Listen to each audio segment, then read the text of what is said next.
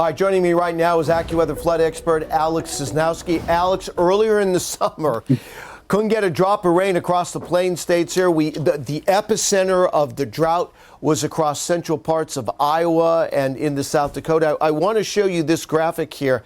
This is the rainfall just for the last 7 days, Alex, and you can see radar estimates, especially around Sioux Falls and in parts of southern Minnesota. That's where the rain has been heaviest. Yeah, that's so what you're looking at here is, as you said, is the rainfall totals here for the past 7 days. And put that in perspective, in some cases, that's a month's worth of rain. In some cases, 2 months worth of rain, all coming in a span of several days. So that's why we're getting the runoff. At first, it was in the small streams. Now it's hitting some of the secondary rivers, and it's also starting to hit some of the major rivers, including the Mississippi and the Missouri as well. You saw some of the footage earlier from the Blue Earth River just south of Mankato. In fact, you could see how all that water is out of their banks. It's causing some problems here. But it's not the only river that's experiencing problems in that area, Alex. No, there's about a dozen rivers or so that I counted that are involved. It's the main stem and the West Fork of the Des Moines, the Little Sioux and Big Sioux rivers, the Vermilion, the James, Rock, Cedar, even getting as I said, the upper portion of the Mississippi involved now, and also a portion of the Missouri River are going to have some problems with this. If you're not experiencing major flooding in some of those rivers, you probably will over the span of the next several days to as much as the next couple of weeks. It takes a while for that water to work its way down into the larger rivers. Even where there's flood control, they have to release some of that water. They can't hold it all back.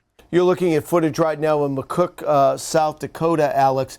And again, that's a good point. It's going to take some time for a lot of these rivers to come on down. I know it varies based on the river, but a general time length, assuming we don't get any more rain, how long is it going to take?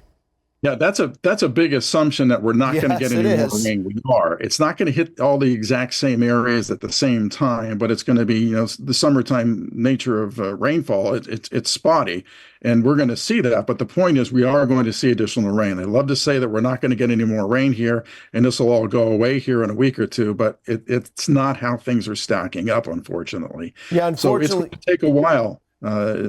You're going to have surges of water coming down all the way, I think, to St. Louis with this. That's where the Missouri comes in. It may not be major flooding there, but there's certainly going to be a minor to moderate flood probably occurring over the next week or two, I think. Alex, I want to get your impression of this graphics. This drawn up by our long-range forecasting department led by Paul Pasteluk and Joe Lumberg. I mean, this is the pattern that we're going to be seeing in mid-July, and I want to point you to the area that they're pointing to. Now, like you said, it's not going to be every day, but within this next 2 weeks, there's more rounds of thunderstorms coming. Yeah, and that may even expand a little bit farther to the south, which is a bit of a concern that I have. This may shift a little bit farther south over time, not much, but that's as the surge is coming down, so then you get more water coming into where the surge is hitting at the same time. You may have more problems cropping up at farther south in places like Iowa, Nebraska, and Illinois as the pattern continues to evolve. This is the same pattern that we saw like in farther south in Texas, where we had the heat dome in Mexico and the northern edge of that causing rounds of storms coming across Texas and Louisiana. Now everything is set up farther north here, so it's not surprising to see that we're getting that on the northern edge of the heat dome. Our regional expert, Alex Sosnowski. Alex, thanks for joining us here on AccuWeather. My pleasure, Bernie.